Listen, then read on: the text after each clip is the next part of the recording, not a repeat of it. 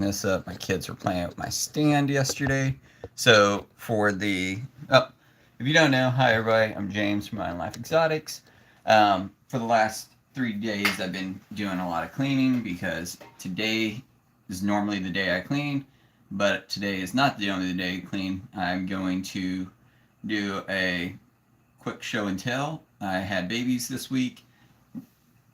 So yeah, I was actually hoping to join 24 minutes ago, but been dealing with flight cancellations, and yeah, that it's just I tried to get a flight, and I told my wife, "Hey, I don't think we're gonna do this because it was $12,000." I was like, that's an entire vacation for 2 3 years. Like, no. And I guess maybe with the fuel costs these days or something, but we're trying to plan for next year. We didn't do any vacation last year. So, we're saving our money, but I'm like, that's a lot of money. So she went on her phone, and it's not like VPN or something. Like, we looked at that, and domestic flights, VPN doesn't matter much. Her phone, it was, what, $8,000 cheaper? I was like, are you kidding me? So yeah, I was like, so for the cost of that flight, I could went and bought a brand, like, I don't know what iPhone's out, like iPhone 17 Max Pro something, as a burner phone just for buying the tickets and save money. It's crazy. Anyways, I'm on with, or not anymore. I ended the call early because, yeah, Alaskan Airlines. I originally purchased from them, and then she looked at United and found that United was also cheaper with her. So we're canceling Alaskan Airlines within 24 hours, but they then do not allow it through online or something. I don't know. It wanted me to call, and I was on the phone for 24 minutes. I was like, we can be on phone while I drive to town later, so let me do this live. Anyways, with that being said, without further ado, let me start doing stuff where y'all can see.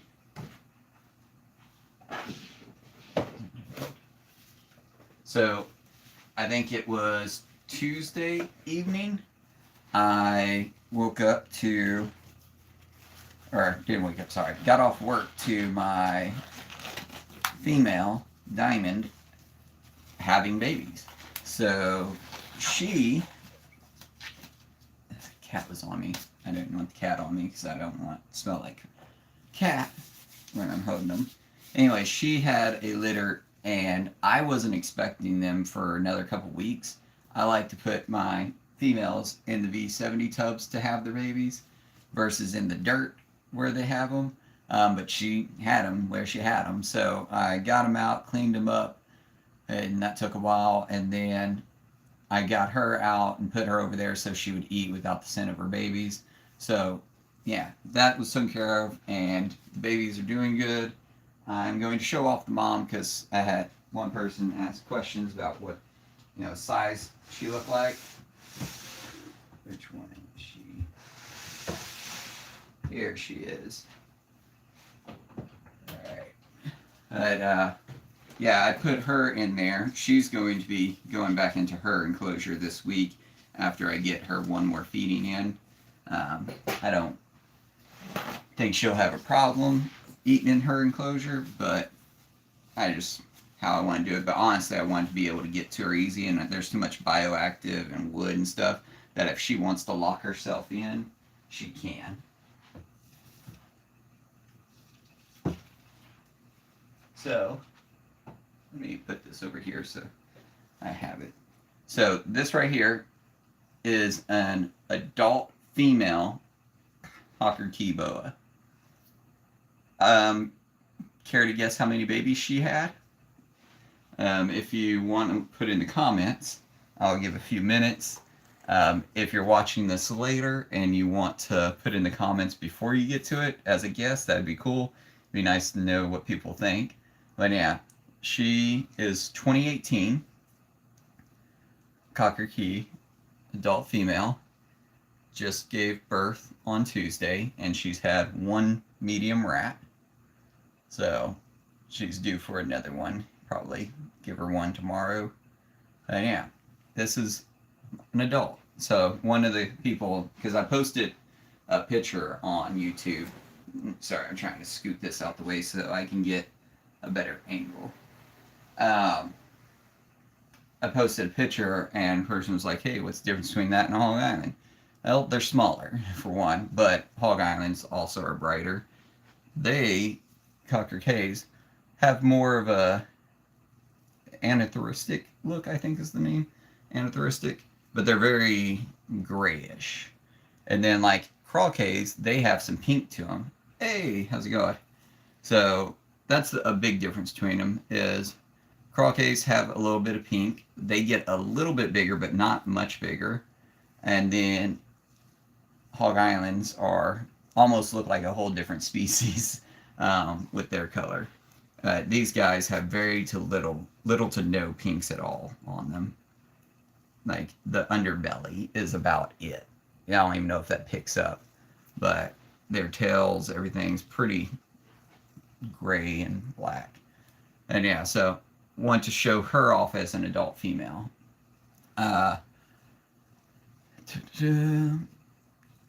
Yes, this is the Caulker Cay Boa. So she is a 2018 adult female, and this is after she gave birth, and she's had one medium rat. So you can see very much like not a large snake, and she's 8 years old. Yeah, eight years old. So this is why dwarf boas are so nice. But I specifically took out however you pronounce that. I took my Hog Island female out for you to show you the difference, because I know you're also very interested into Hog Islands, to show you size comparison, look comparison. So this is a female. She's a year older than my Hog Island female. That's a 2019. So you can see the difference here in a second. Now, give me 1 second.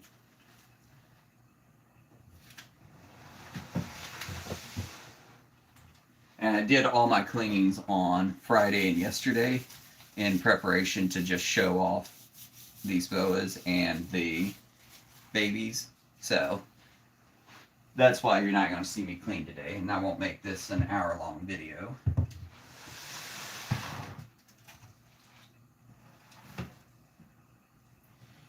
Now, I moved her in here because she may be gravid. I don't expect it, but she may be still.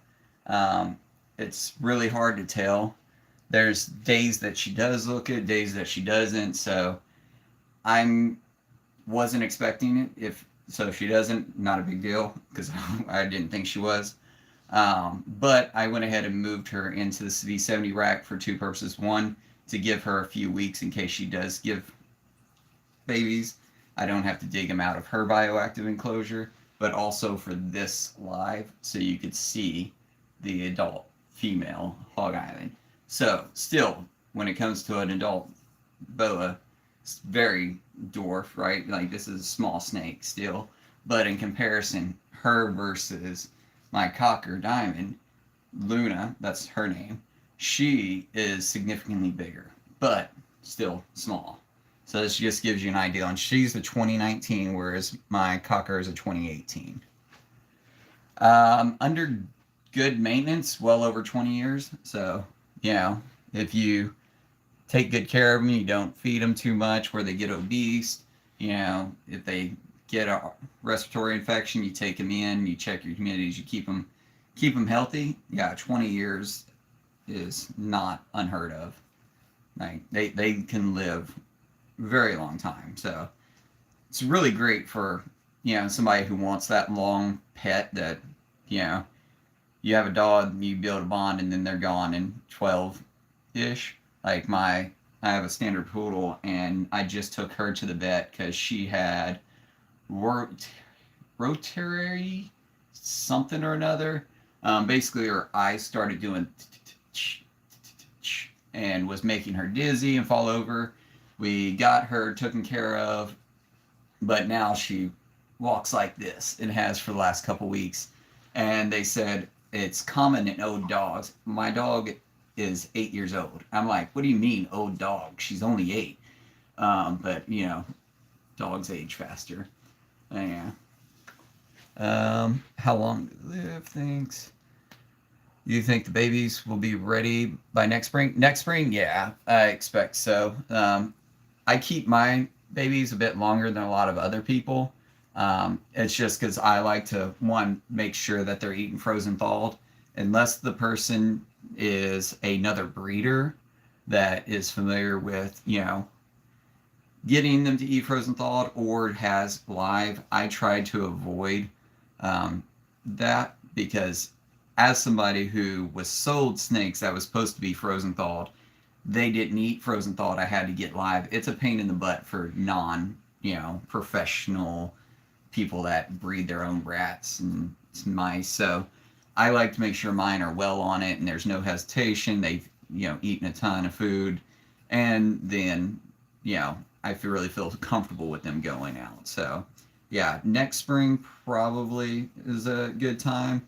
But it'll depend on weather and how things are going. Who knows? Maybe these guys will surprise me because this is my first litter of Caulker Cays. Maybe they will surprise me and have no problems, and then I might consider sooner. But like my Hog Island, she had some a few years back, and I think it was maybe like the following spring. I feel like it was almost a year before I started listing them because they were not as easy to get on frozen thawed. So I'm lucky I do have a mouse and rat breeder that is on the way to my grocery store. So it's 30 minutes to the grocery store and they're about 18 minutes in. So I'm able to get food from him when I need live food.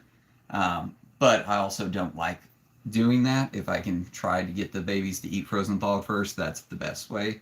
And then if they are refusing, then for the sake of getting them to eat, I do the live. But I try to avoid it because live you have parasites that can be introduced and they can, not at their size because they'll be eating babies that don't really bite. But if you do like live rats, mice, they can chew on your snake. So it's just best to avoid live feeding. I have a panther chameleon. Those are difficult. People always ask like, "Hey, is a boa beginner reptile? Is a python a beginner reptile? Right, compared to a corn snake?" I'm like, it all depends on how much, research you put into it, time and effort. I think they are, but panther chameleons, those are some. I'd say those are advanced because chameleons are very fragile, right? You have the humidity too wrong or the temp too wrong, and they could go south bad, quick. Go south quick. There we go. And chameleons, yeah, they're cool to watch. I don't do them just because it is too much effort. Whereas once I have my snakes set up with their heat panels, their lights on timers, I have alarm set. If it goes off, it's just I can set it, forget it, wait for an alarm if anything goes wrong. Whereas like my wife, she does geckos and uromastics, and they require more, right? You got to go check to make sure the UVB output is correct and it's not too humid and things like that. So yeah, I prefer the snakes. Well, I don't. You can reach out to me on Morph Market. I don't accept deposits. Don't worry. I would, once the snakes are ready to be sold, you'll know. I always do announcements on YouTube first, and then you'll see them. But I don't accept deposits until the snakes are ready. And that's mostly because what happens, you send me a deposit, right? And then the snakes, it's next year. Something comes up, maybe the snakes don't make it, they get sick, we have a winter storm, everything died. Now I have to try to emotionally deal with that stress, but then also explain why I'm having to refund your money, whatnot. I prefer not accepting deposits until it is basically ready, right? Like, hey, this snake's ready. And also you're saying for a male. I don't sex my snakes until after they've had their first meal.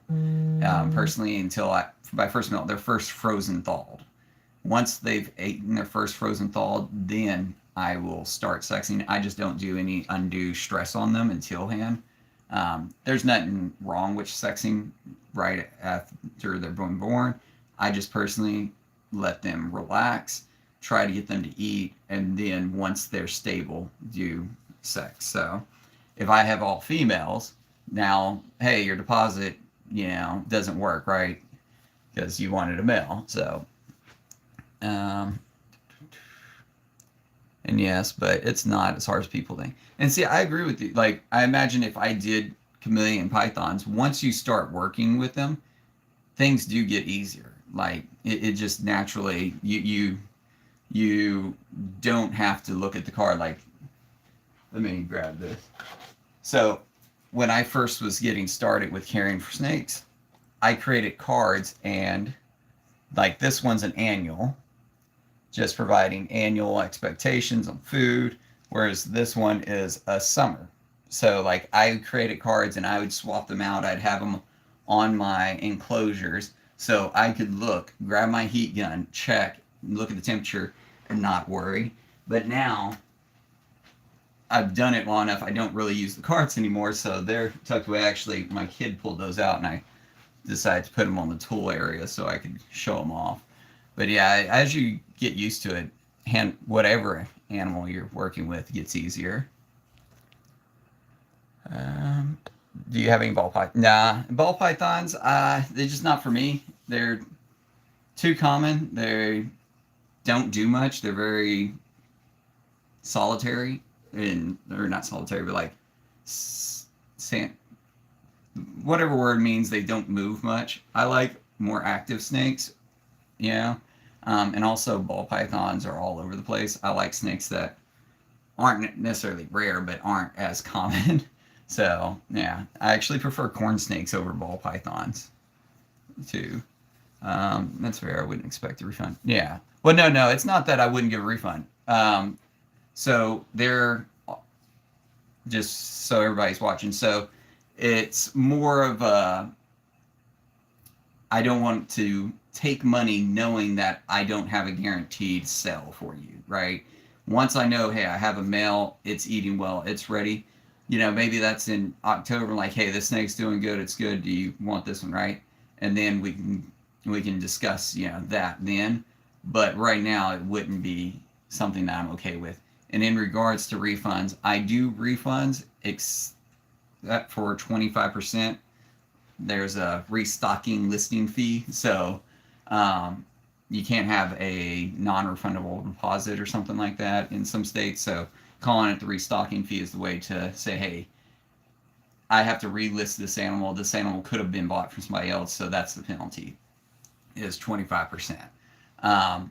But that's only if I know the snake's available, and the only reason that you would be doing that is to say, hey, I want to go on a payment plan for one of my black-headed python that's $2,000. You want to do a payment plan on that? Okay, $500, 25%, non-refundable, and then we work that out within a set timeline. But for snakes that aren't even available yet, I just wouldn't want to do that. Yeah, this is Hog Island.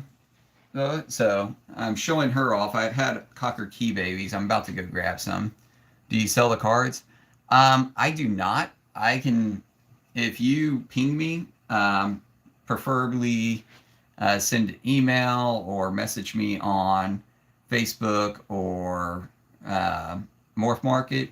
Send me your email through those means, and then what I can do is just send it to you, and then you can print it off and laminate it. Because I now have a laminator for my kids because they do schoolwork and stuff like that. But what I did was I put it all on a sheet and had Office Depot laminate it, and then I cut it. But yeah, it's just paper and laminated these cards. So if you have a snake that is one of the ones I already have, let me know. I can send it. If it's something new, then no, I don't, because it's the research I did for my snakes. I wouldn't want to go be presumptuous and say, hey, this is the temperature for a ball python, you know. But if it's Hog Island, blackheads, womas, Argentine boas, dwarf Burmese, I have not done one for them yet because I don't need to. But Calatoas, BCIs, corn snakes, cherryhead tortoises, redfoot tortoises. So the things that I keep, I have them for. So you can just ping me and I can email that to you free of charge. It won't be like if you ping me today, I'm not getting it to today, but like when I'm on my computer during the week, it's one of those things I'd get to. Here, let me grab one of the babies and we can discuss that. Here.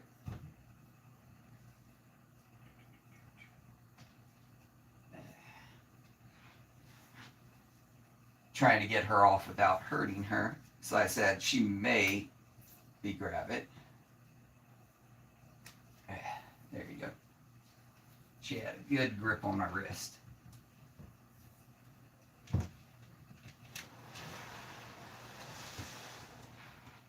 All right. Let me sanitize.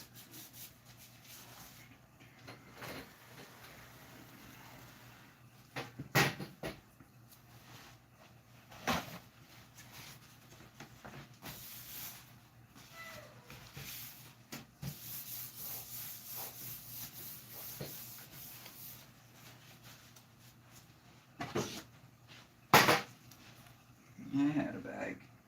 I guess I took it out yesterday.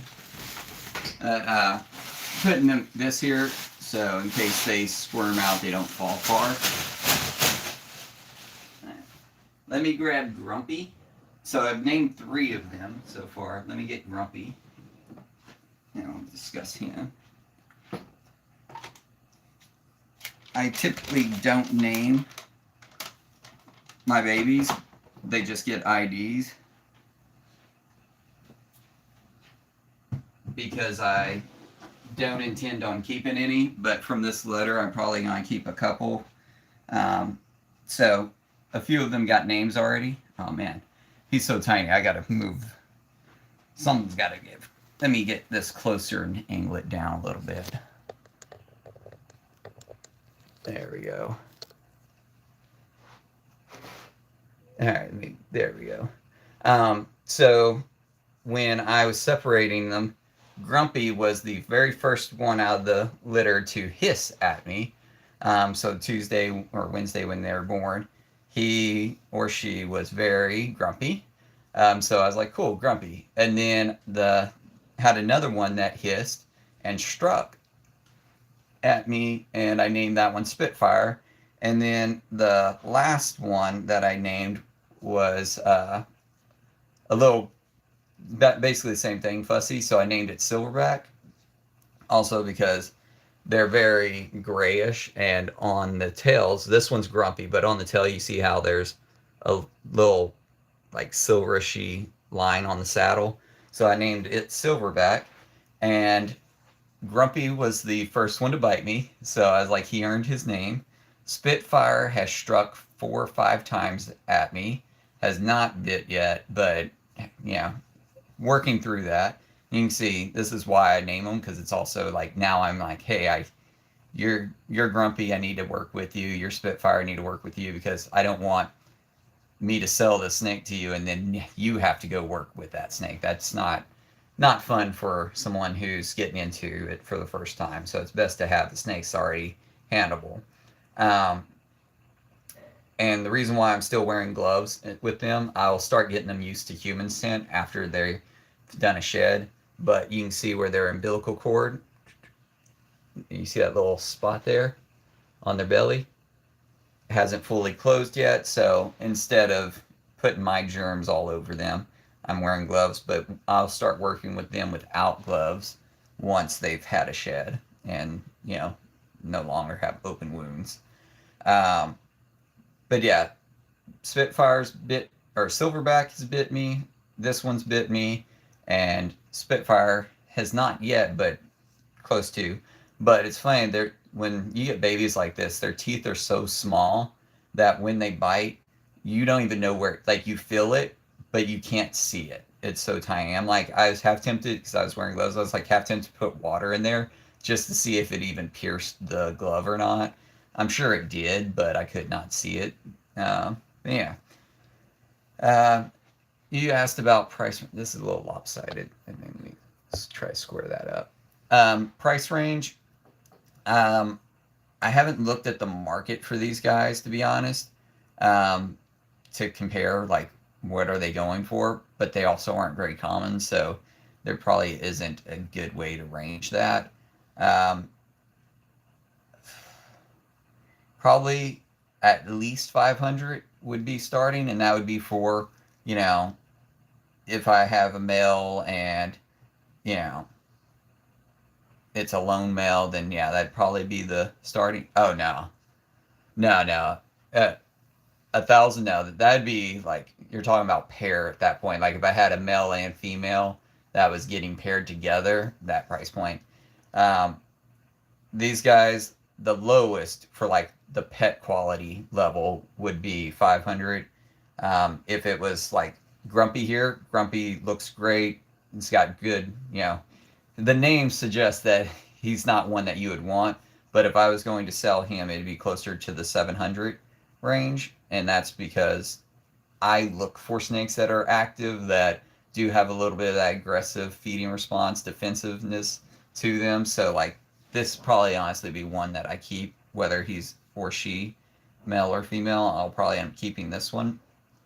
Um, but yeah, the it will depend on those. Those things go into it, and you can see it. But that gives you an idea. Nothing would be over 1,000. Even if the market somebody was selling it for it, it just doesn't. I don't see it going that high. They're not that sought after. They're still kind of. I don't want to call them unknown, but they're not as common as Hog Island, for example. You know, and then Hog Islands go around 700s. That's what I sold my Hog Islands for, so that's kind of where I'm pricing these guys at. You know, but yeah, these. I'm looking for a pet. No, yeah, I know. We've talked about it. I do have a couple, so we'll see where they go. They may be pet only quality, but I have to wait and see how they turn out. But yeah, let me go grab another one. I've held Grumpy for a little bit. Let me get Spitfire.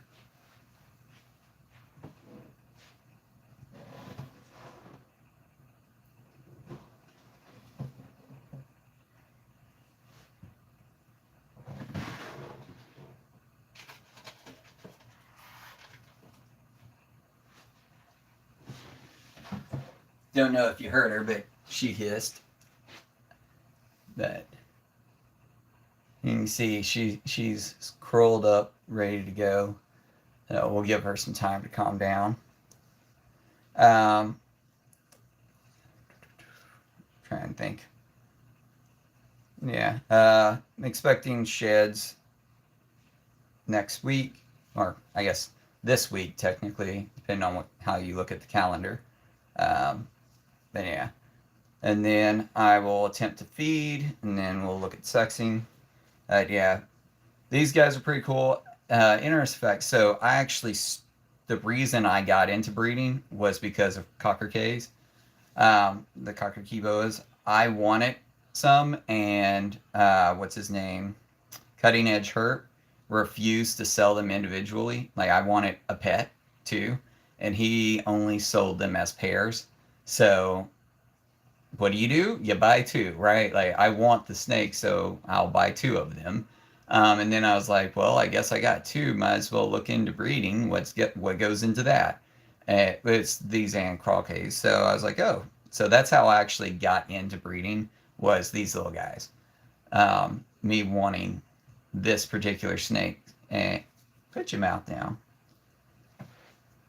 These particular snakes, and yeah, then I just started getting more because I was like, oh, that's cool.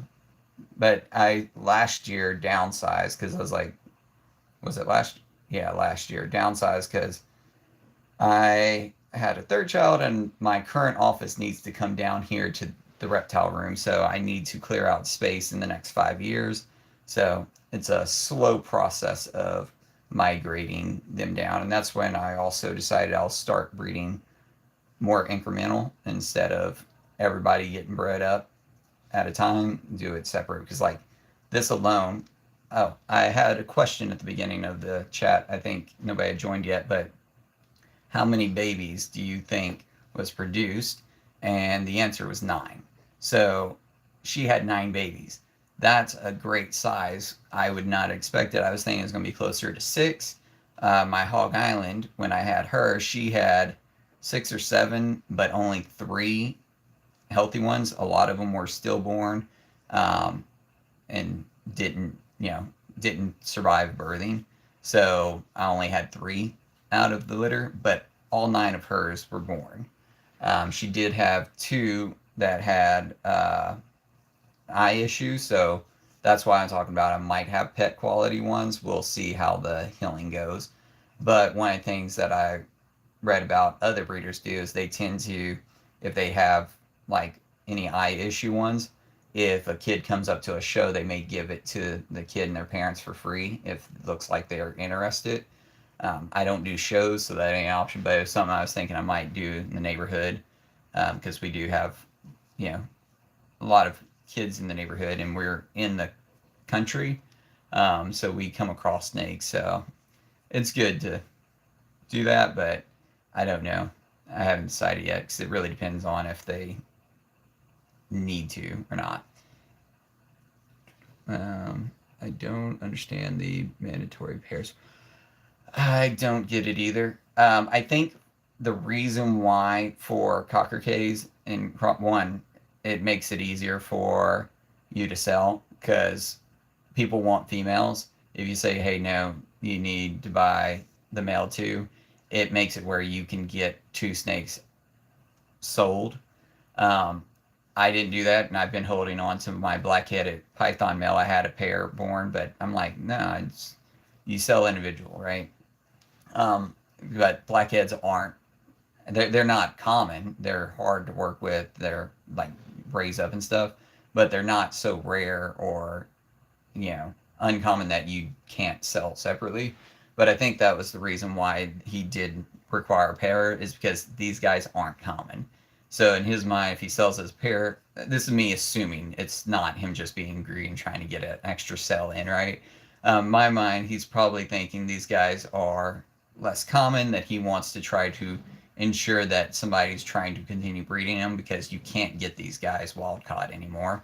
If you could, that'd be great, but there's only so many people working with them. So in his mind, if he can get a pair out, then that person's probably going to breed, which that was the case for me anyways.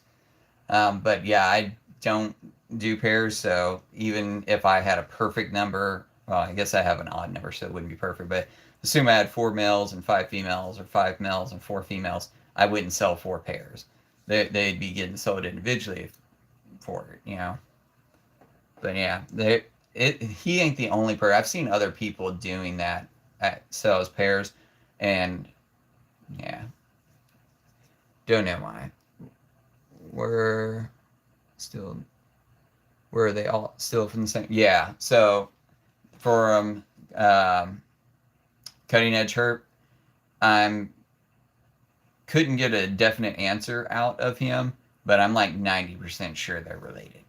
Like 95%. Like we'll leave a little bit of maybe they weren't, but I'm sure they are, and that's why I'm not selling mine paired, because then that's even more. But at the same time, the snake doesn't, you can't get any pure locality wild caught, so you're kind of stuck, and there's only so many of these brought in, unlike some of the other things. Like there's more hogs out there than there are Caulker Cays.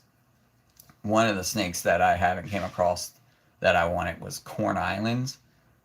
They're even harder. So yeah, when you get to that exclusivity, I think that's the right word, you start getting less genetic diversity. So you could choose to start doing morphs and morphing these into other snake, breeding these with other snakes to get, the small size with more color, or, more gray, make the gray brighter or something. You could do that, but Morphs, yeah, I feel like it's not for me. I have morphs, but I'm like very like it's very basic morph. I'm not working towards anything too crazy. Um, yeah, let me go get my next one silverback. I need to hold. Oh, that's what I was talking about.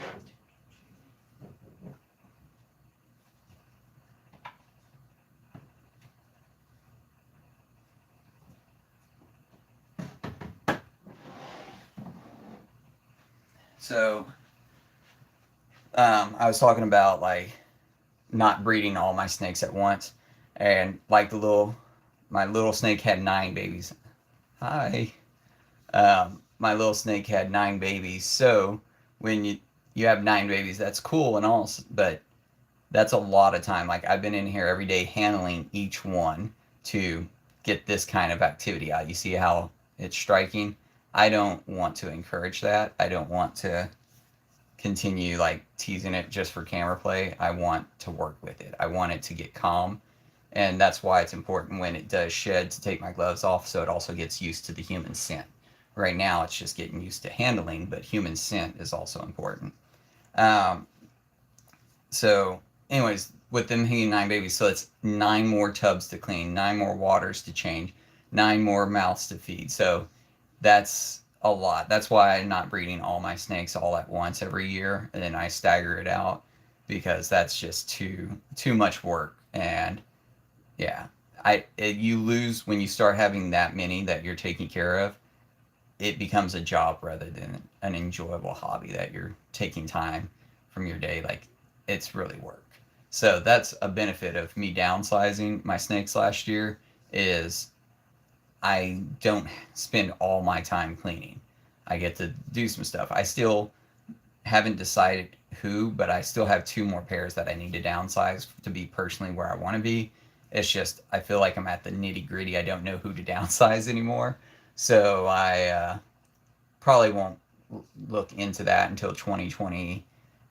What is this 6? So probably 2027 fall, 2028. I'll look into who will be the final 2 pairs. I haven't decided. Like I said, I know for sure my Burmese pythons and my Caulker Cays, they're staying because they are just an amazing animal.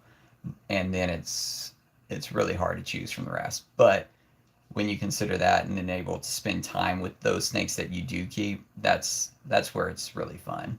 And like just interacting with this guy. Imagine if I had 40, 50, 100 of these.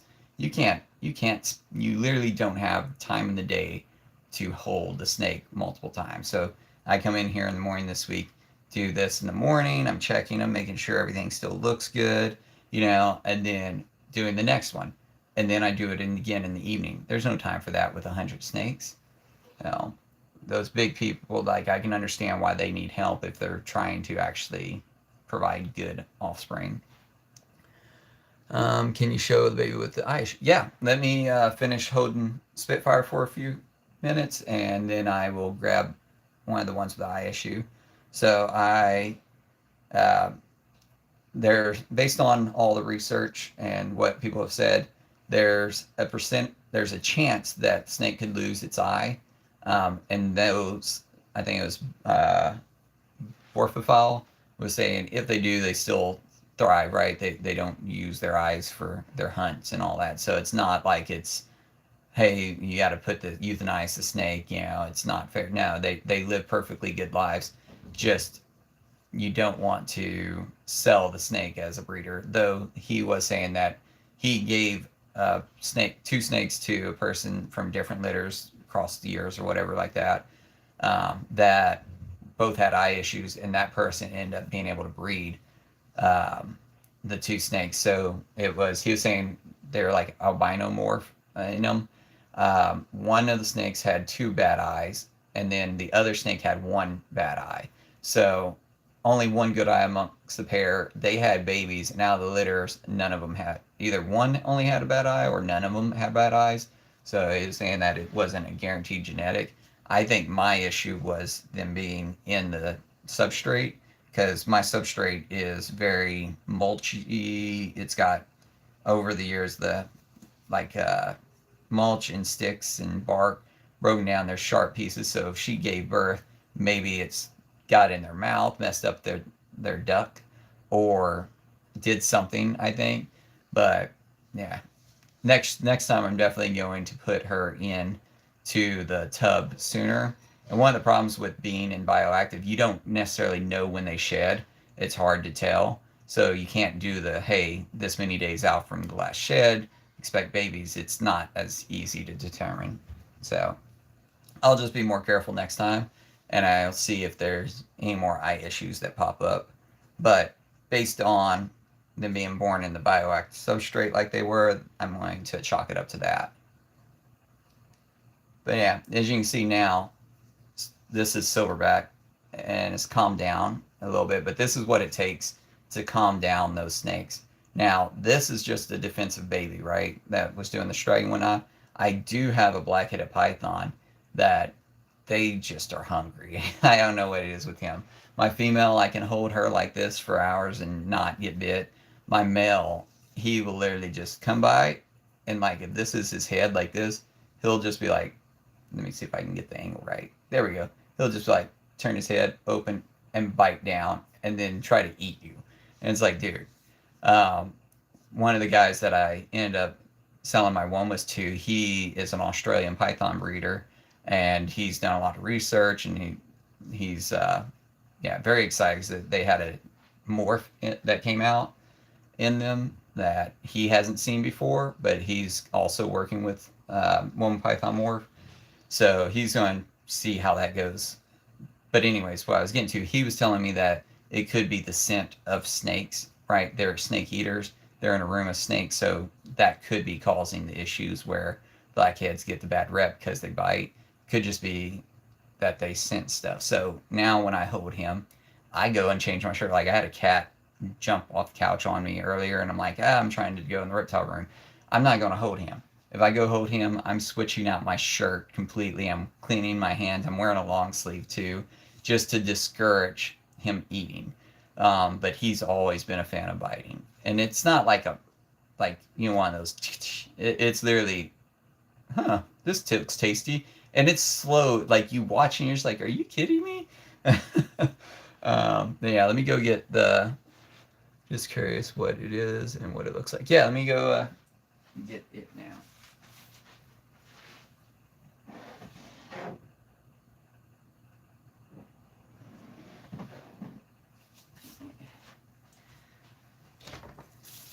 So there is terramycin can be used for this eye issue. So they get that on their eye, and based on the research, I think I got a little bit of ADHD going on, so I kind of jump where my mind tells me to. I remember now I started to talk about this. They have like a 50-50 chance if they get to keep the eye or not. So we'll see.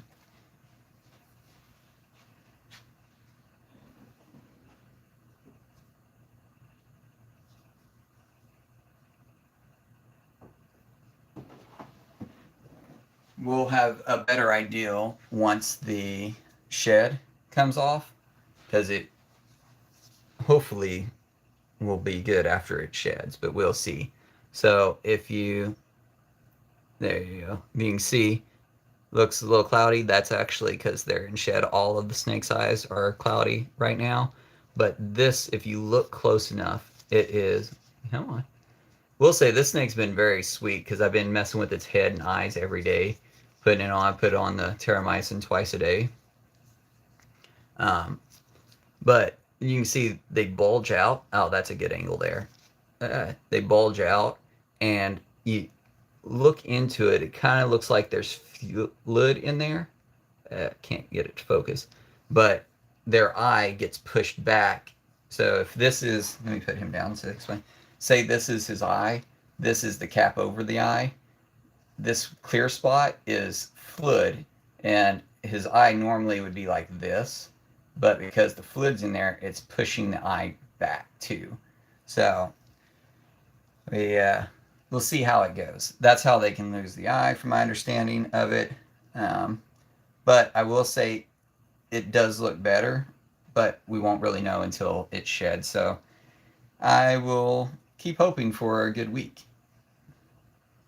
Uh, all I remember is Bubble Eye. My wife actually named this one Bubbles, and I was like, we're not naming Bubbles. um, but I forget the actual name of it, but what's the cause of it is a blockage. It could be. So there's a few things that could cause this exact issue.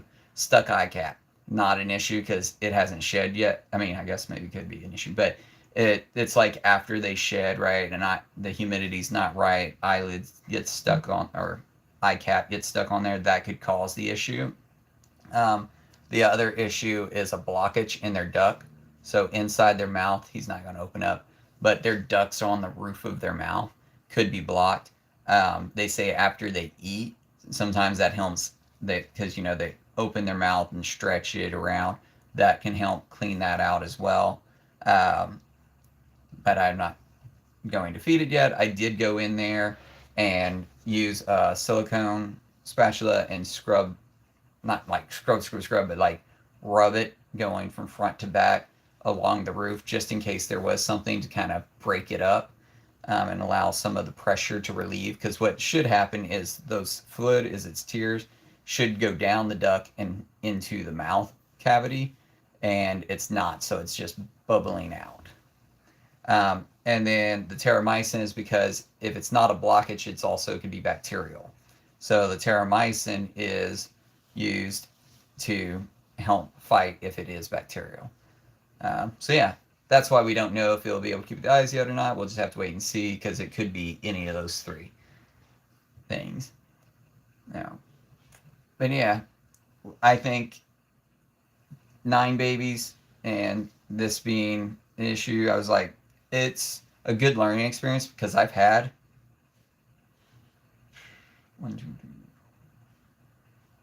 7 litters so far, and it's the first time I'm coming across this one. So it's good to learn this, so I know it, and just it's educational as well. The fact that it's not going to hinder their life.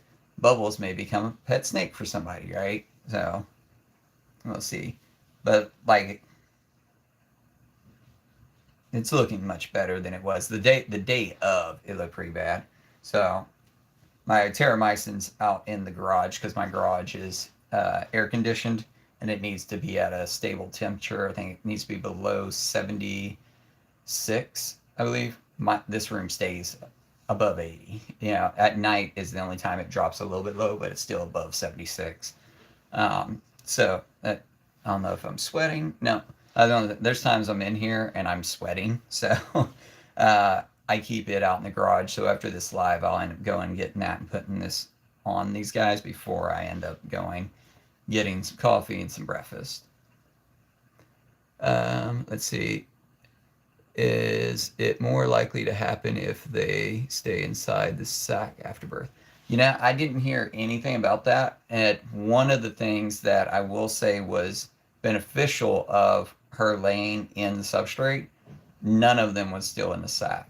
So I'm pretty sure that substrate, because it is so rough, which could have caused issues, but it definitely helped them get out of the sac and break the sac. Where with my Hog Island, I've had in the tub before, and I went in and I've helped relieve. Well, I've only had that twice, so it's not like it happened often. So, but it did, right? So, yeah, don't think it's related to that, because they definitely were not in the sac at all. But yeah, I will say this little guy, even if it does lose both eyes, its umbilical wound is just healing perfect. I like to monitor all that. I do have one more. Let me show him. And I don't know if you noticed, this snake was so calm. I don't know if it's why, but I was like, this is a great chill snake. Honestly, all except for the ones I named are pretty chill.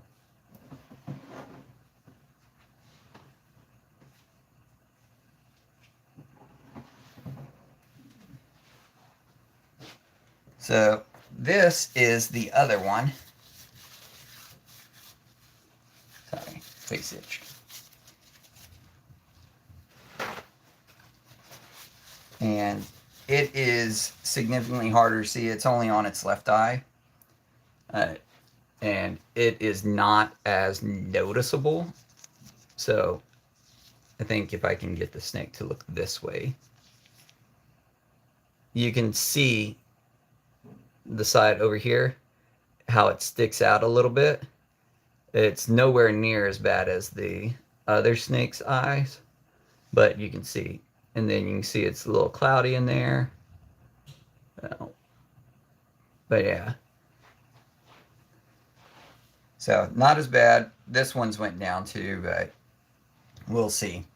Don't know, like I said. Oh. Did I have the mom out when you jumped on? The Caulker Cay mom? Her name is Diamond. I'm probably going to take her out one more time just to, once again, show her size off. Okay. All right. I must have had Luna out by the time you joined.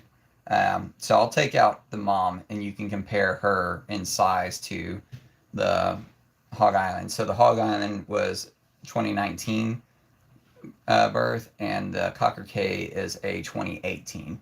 So she's a year older, and you can see she's smaller, and had 9 babies, which is why I was so surprised, because I wasn't expecting that many. And that's why I was like, the number may be lower, because if all 9 are eating well, doing well, that means I have a lot more to sell than if I don't. So that's why the number could be down to 500, depending on, how that goes. But definitely won't be 1,000. I mean, even if I only had 2 come out that was able to sell, it wouldn't be that much, because they're not $1,000 snake. Though they're awesome, they just don't have the market for that. But yeah, this one is pretty cool. So I'm going to get the mom.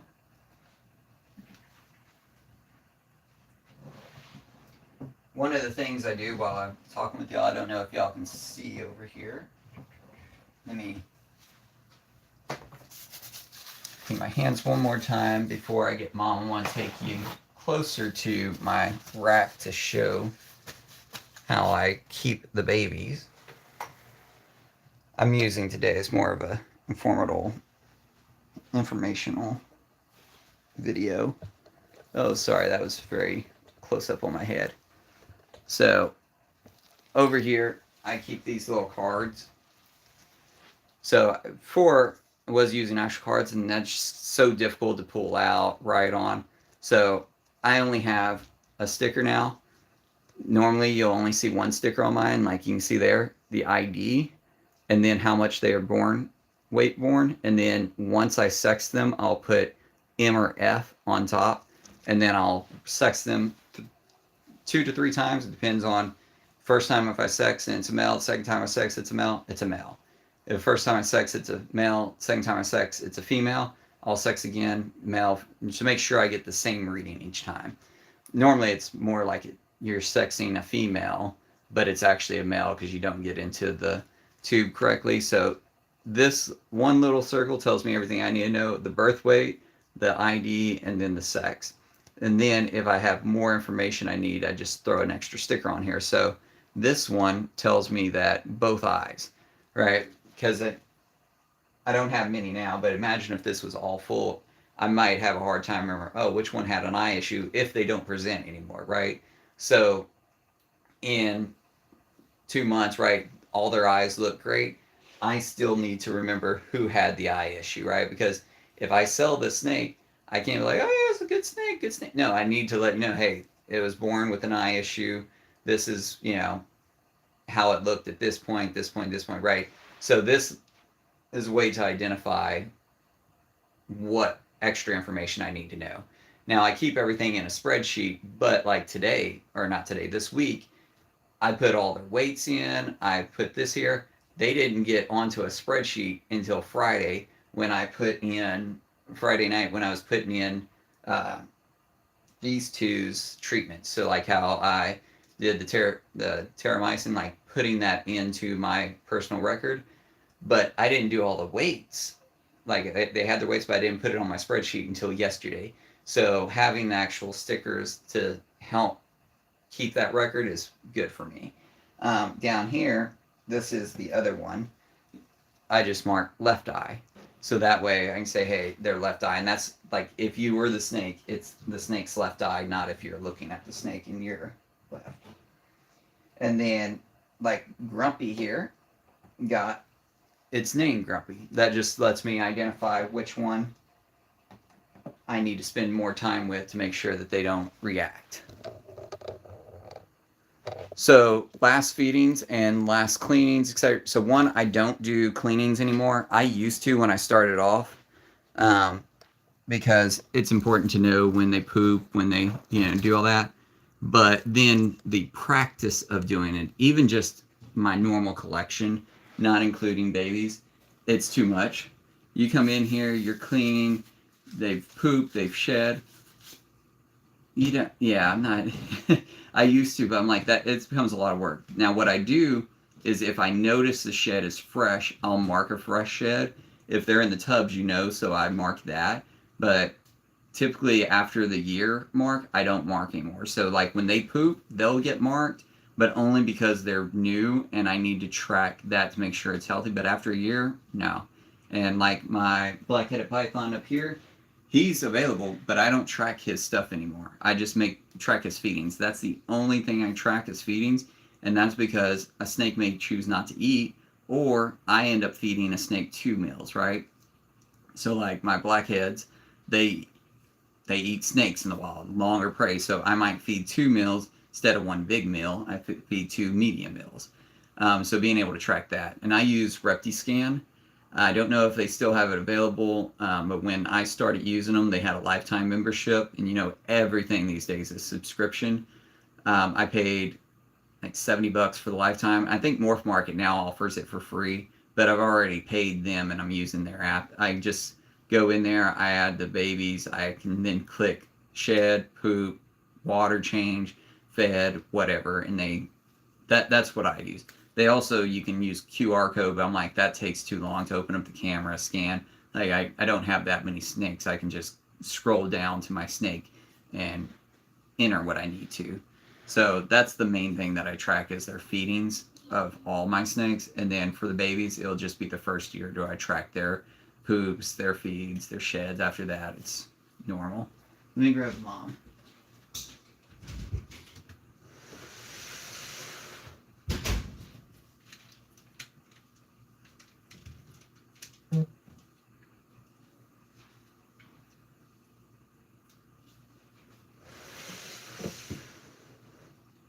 So she, like I said, is 2018, and this is her size.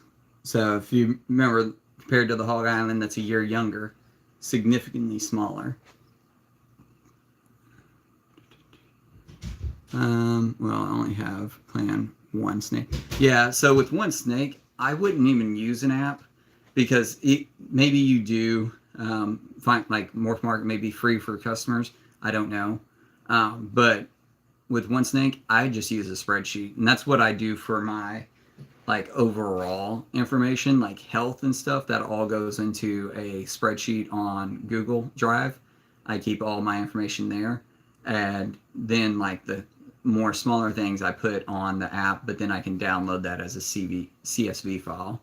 But yeah, I'd say with 1 snake, you could do paper, but I wouldn't do paper because paper can get wet, it could deteriorate, and if you ever say you have to take your snake to the vet, like we have a great vet in Houston called Dr. White, and when I went in, it's like, hey, temperature's at this, humidity's at this, last shed was this date, poop this date, fed this date, like having all that information at your phone, it helps the vet know, what they need to know.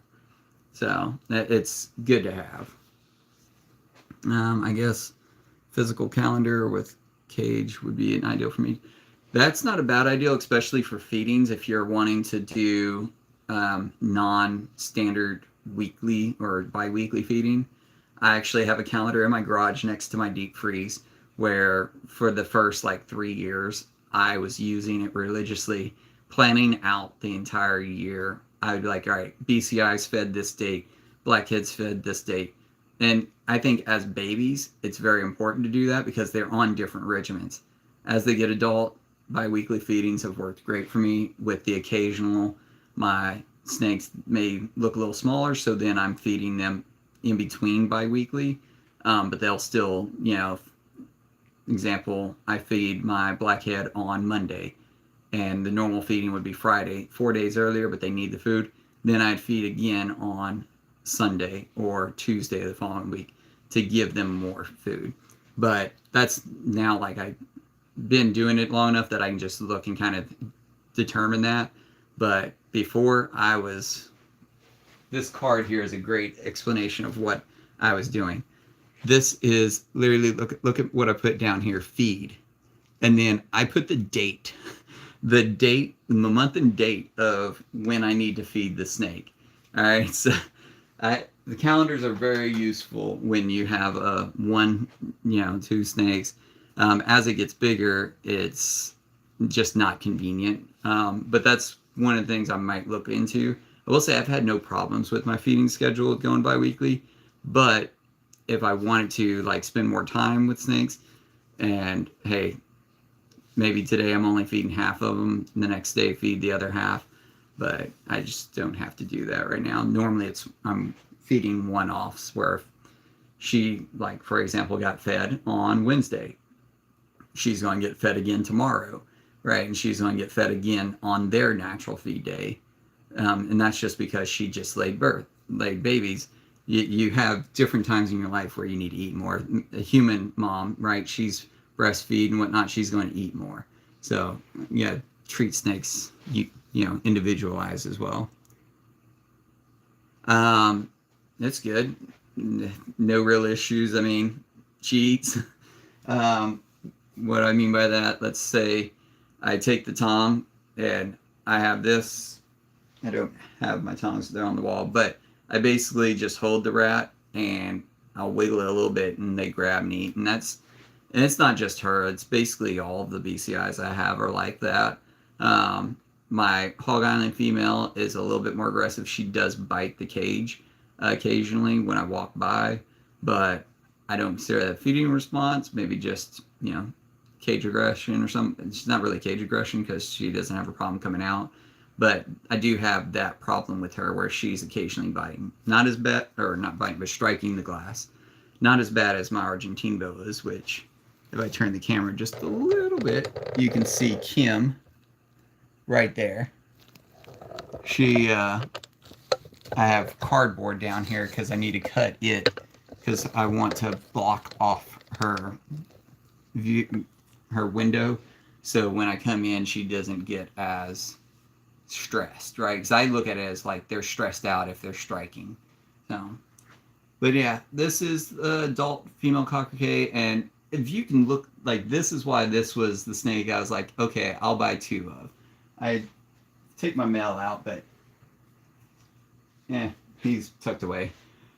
They are awesome. Like, this isn't a small snake. It's not like a corn snake small. They got some girth to them.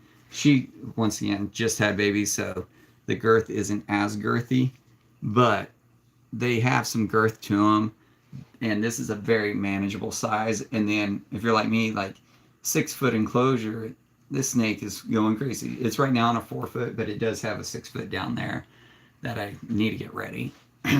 But that's part of my downsizing plans, is to get them into the 6-foot, and that entire 4-foot rack and 5-foot rack, move it out. Sorry. And yeah, so feeding's normal is how I'd describe it. They're not bad, not shy. My Burmese pythons, for example, they don't eat the food off the hook. I set it there, they come by and eat it later. My blackheads will, if they're out, they'll strike at it. If they're not, I leave it, they eat it later. These guys, they're normally out, and when I'm doing food, they're like anticipating, they're out waiting for me to open up that glass to give them their food. Oh. But yeah, she got her name Diamond is because their side, you can't see it. It's not as strong. If you look at her, I'll pull out a baby again and show off the side pattern. But the side pattern is why I named her Diamond. I was like, oh, look at all those diamonds. And I didn't have names like any, not genre, theme. I didn't have any themes or anything. So she got named Diamond. Her brother got named Rocky because he was a striker, like some of the ones that I've been known. He was like that.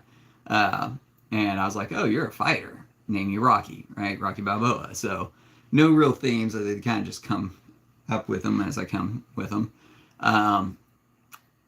What was I going to say?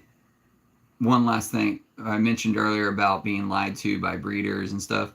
I was told that these here were eating frozen thawed when I bought them because I didn't want to deal with it live. They didn't eat at all frozen thawed. And when I reached back out to breeder, I'm like, hey, I'm having no trouble. And he's like, oh no, they're eating live hopper. I'm like, you know what? Big name in the industry. I'm not going to start any fights, but I'm like, that's bad practice there. So it's one of the reasons why I keep my snakes so long is I want to make sure that they are eating frozen thawed. And then if they're not, my solution isn't, oh, go get a live one. It's, hey, give them some time, stop handling them, let them relax. They're probably stressed out.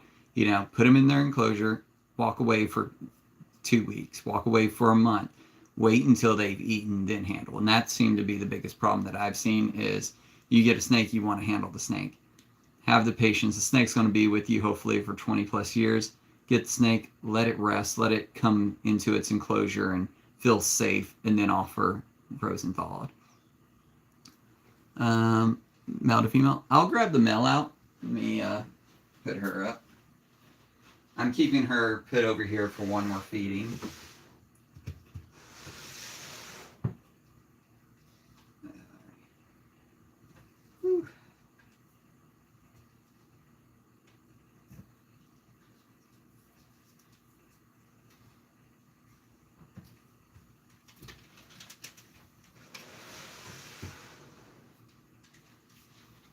And now I'm starting to sweat.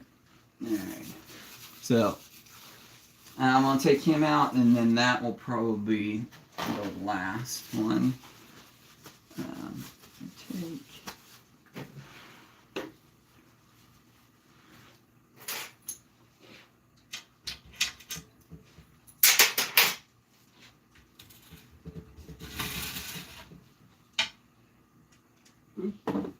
Hello.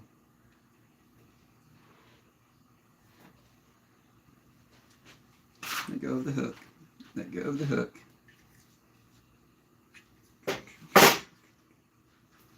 So this is my male.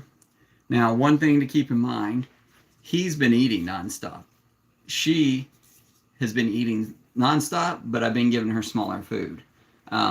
She actually, I cut about a month off of her feeding where I feed every 2 weeks. She got skipped twice because she has babies, and I knew it was close to her time. But then just the Friday before she laid, I fed her a small rat. So that's one thing. He's been eating nonstop. She has been eating small, and then also had 1 month off since January. That was like last month. So she looks smaller than him right now, but she's actually bigger than him, but not significantly. Now, but yeah, this is the male. His name's Rocky. But you can see the girth-wise, if I can try to get it. So, like, well, he just decompressed his area, but in his area, it's not decompressed. It's about that big. No. Yeah. This is a male. And I think that's one of the nice things about the dwarfs. Even as a female, like some of these other snakes, like your males can be significantly smaller than your female. But with these guys, there's not that.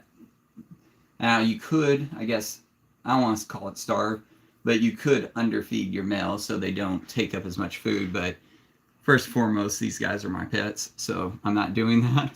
But you could feed them less so they grow smaller. But I don't see the point in that. It's not like if you can't afford to feed the snake, you probably shouldn't have the snake, you know? But I definitely don't agree with the power feeding to get your snake bigger quicker. Because look at this. This is all muscle right here. Whereas power feeding, you end up getting a lot of squishy fat. So you got to think about that. Yeah, she's roughly around 3.5 to 4.5 at max. And then my kids are getting antsy. But yeah, you can see that they like to curl for security to latch on.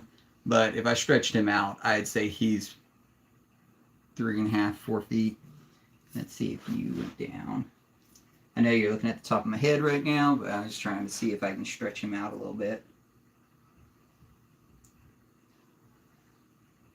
Yeah, let's see, that's 1. Yeah, I'm gonna stick with that 3.5 to 4 feet max for him. But yeah, so that's nice. Whereas my female that I was holding earlier, you can see she's closer to 5 foot and thicker.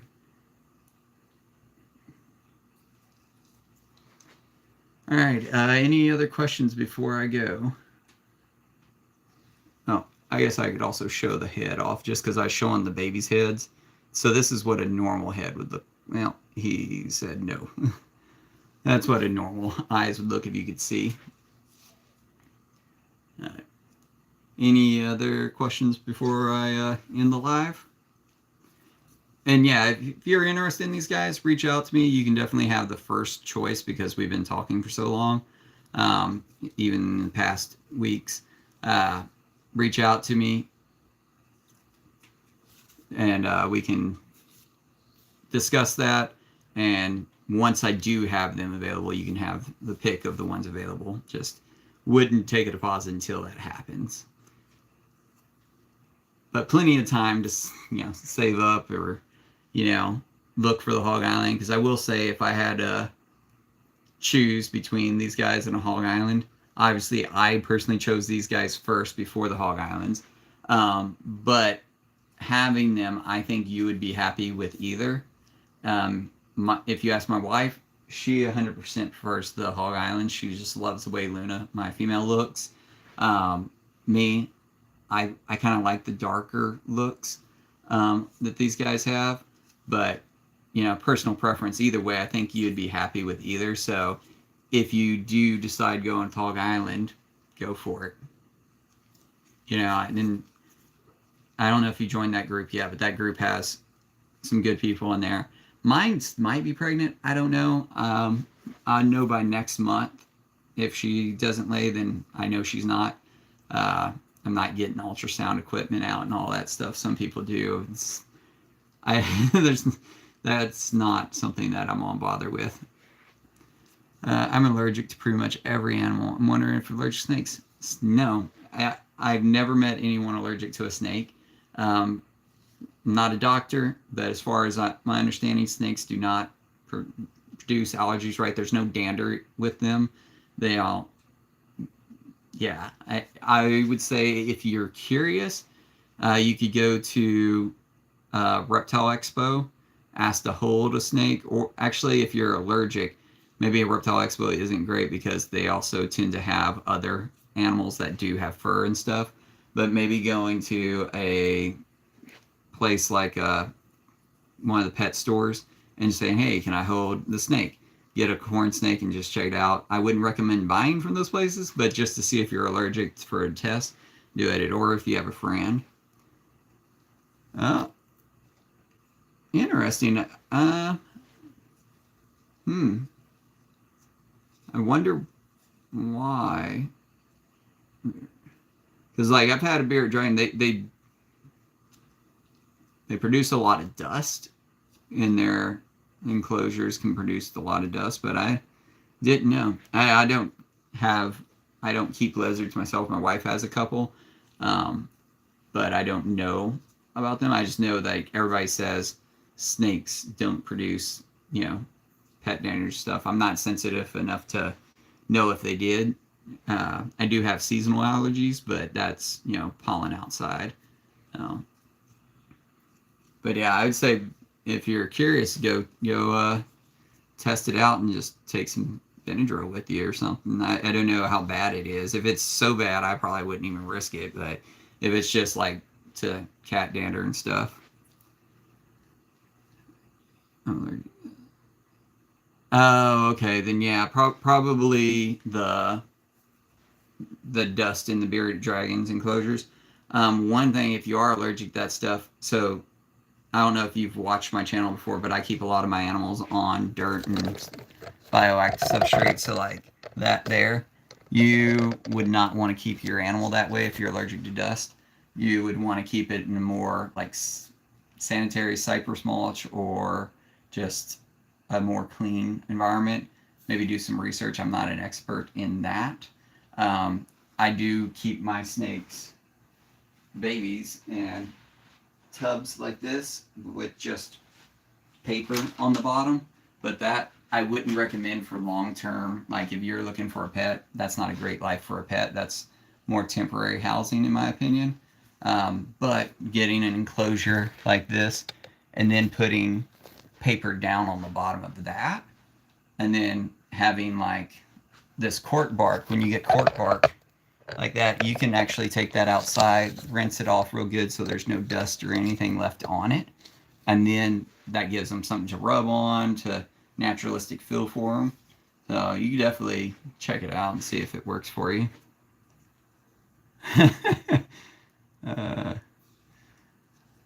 Yeah, I watched Monsters Inside Me a while back. This is a couple years back, and the kid got a monster inside him from the fish tank. He was putting his hands in there, had an open wound in fish tanks. There's like this parasite that's actually quite common in them that got into him. And I was like, oh, I had never known that. But yeah, that was just another reason to not get a fish tank for me. It's like my kids definitely put their hands in there with wounds and everything. Yeah, maybe an aquatic-based snake would be. I will say aquatic-based snakes are really cool, but when you do that, like aquariums are very difficult. The bigger they are, the easier they are to maintain that nitrogen cycle. But even just the algae factor, right? Like scraping off algae and everything, it becomes a chore. All right, cool. All right, do you have any other colored snakes? Um, yes, I do. Unfortunately, I am at the end of my life, but I can, if you come back next week, I have Argentine boa that's pink, Argentine boa that's yellow, black-headed python that's black and white. He's actually sticking right here, so I can show him. His head's hidden, but you can see his body. I have dwarf Burmese that's got some color, caramel-looking color to him. I can pull out one snake. Oh, and then right over here, my Kawatoa, she's iridescent, so when the light's on her, she's got rainbow colors. And then this will be the last one. This Viper Boa. Let me see what this looks like. She's yellow.